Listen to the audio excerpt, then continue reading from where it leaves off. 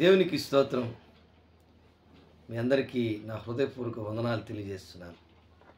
ఈ దినమందు 119వ కీర్తన 104వ వచనం మనం గమనించినట్లయితే ఒక అద్భుతమైనటువంటి మాట మనము ఈ కీర్తనకారుడు నుంచి మనం నేర్చుకోవాల్సినటువంటి ఆ విషయం ఎంతో ఉంది.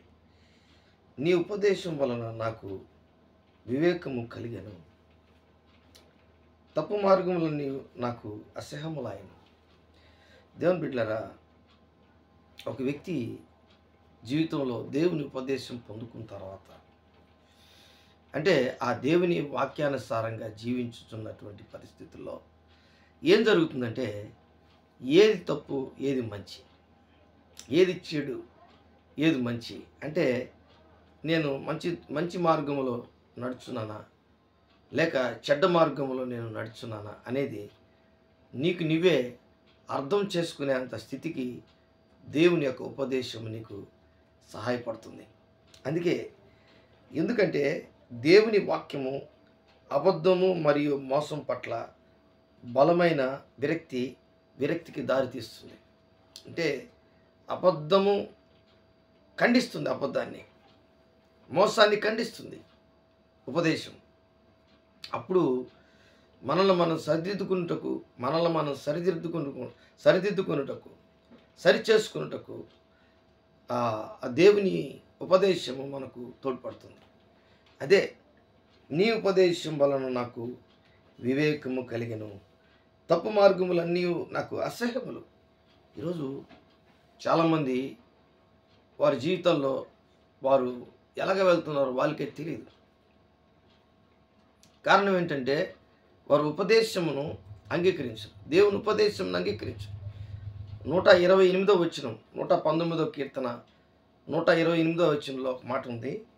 నీ ఉపదేశములని యథార్థములని నేను వాటిని మన్నించుచున్నాను.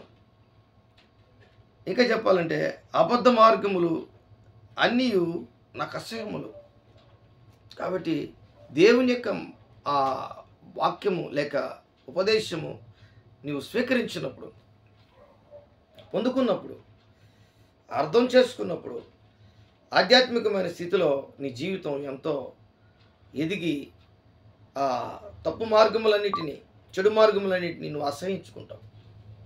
అలాంటి క్యారెక్టర్ కలిగినటువంటి వారి దగ్గరకు కూడా నువ్వు వెళ్ళుటకు ఇష్టపడవు. ఎందుకంటే అది ఈ లోకంలో ఉన్నటువంటి బలహీనతలన్నిటి నుంచి దేవుని ఉపదేశం నిన్ను ఎంతో పవిత్రమైనటువంటి స్థితిలోకి తీసుకెళ్ళిపోయింది. అందుకే నీ జీవితంలో, నా జీవితంలో, మనందరి జీవితంలో ఆధ్యాత్మికంగా మనం ఎంతో ఎదగాలి. దేవుని ఉపదేశము చూడండి, తిమోతికి అపోస్తలుడైన పౌలు ఒక మాట చెప్తాడు. అది ఒక అద్భుతమైనటువంటి మాట. అక్కడ దేవుని యొక్క సేవకుడు సన్నిధుడై, అంటే 2వ తిమోతి 3వ అధ్యాయము 16వ వచనం 17వ వచనంలో చూడండి. దైవజనుడు సన్నిధుడై ప్రతి సత్కార్యమునకు పూర్ణముగా సిద్ధపడి ఉండునట్లు దైవావేశం వలన కలిగిన ప్రతి లేఖనము ఉపదేశించుటకు, ఖండించుటకు, తప్పు దిద్దుటకును, నీతి యందు శిక్షించుటకును ప్రయోజనకరమై ఉన్నది. ఎన్ని విషయాలు అంటే దైవావేశం కలిగినటువంటి దేవుని యొక్క సేవకుడు కానీ, దేవుని వాక్యము ప్రకటించుతున్నటువంటి వ్యక్తి కానీ తన తప్పులన్నింటినీ దేవుని దగ్గర విడిచిపెట్టి ఒక దైవావేశం కలిగినటువంటి వ్యక్తిగా, ఆధ్యాత్మికమైనటువంటి వ్యక్తిగా ప్రతి సత్కారమునకు పూర్ణముగా సిద్ధపడి ఉండున్నట్లు, అంటే అన్నిట్లో ఆల్ స్పిరిచువల్ మ్యాటర్స్ అన్నీ కూడా ఆయన ప్రతి మంచి కార్యక్రమాన్ని అవగాహన చేసుకునేటువంటి దైవజనుడిగా ఉండి ఖచ్చితంగా గద్దిస్తే అది దైవవేశంలో ఉన్నటువంటి ఉద్దేశం, దైవ పరిపూర్ణత, అభిషేకం, ఆత్మీయమైనటువంటి స్థితి, ఉపదేశము ఏమవుతుందంటే ఖండిస్తుంది. ఆ వ్యక్తిని ఎదుటివాని యొక్క మార్గమును ఖండిస్తుంది, వాని జీవితంలో చేస్తున్నటువంటి తప్పులన్నింటినీ ఖండిస్తుంది. ఒకసారి వాడికి కోపం వచ్చేస్తుంది మన పైన. నేను చేసేది మంచిదే కదా, మీరు చేసేది ఇంకొక విధంగా ఉందని మనల్ని తిరుక్కొని మాట్లాడతాడు. కానీ దేవుని బిడ్డలారా, ఎవరైతే ఉపదేశం అంగీకరిస్తాడో ఖచ్చితంగా వాడు సరెండర్ అయిపోతాడు, లోబడిపోతాడు. లోబడ్డమే కాదు, విధేయత చూపించడమే కాదు, దేవుని వాక్యము వారి హృదయంలో ఒక సెలయేరులాగా ప్రవహించేటట్లుగా ఆత్మీయమైనటువంటి ఎన్నో కార్యములు వారి జీవితంలో జరగడం ప్రారంభమవుతాయి. కారణం ఏంటంటే ఉపదేశమును అంగీకరించడం. కాబట్టి సామెతల గ్రంథంలో కూడా నీ తల్లి ఉపదేశమును మరొకము, ఎంత గొప్ప మాట. కాబట్టి ఈ ఖండించుటకు, ఉపదేశించుటకు, ఖండించుటకు, తప్పుదిద్దుటకును, నీతి యందు శిక్షించుటకును ప్రయోజనకరమై ఉన్నది.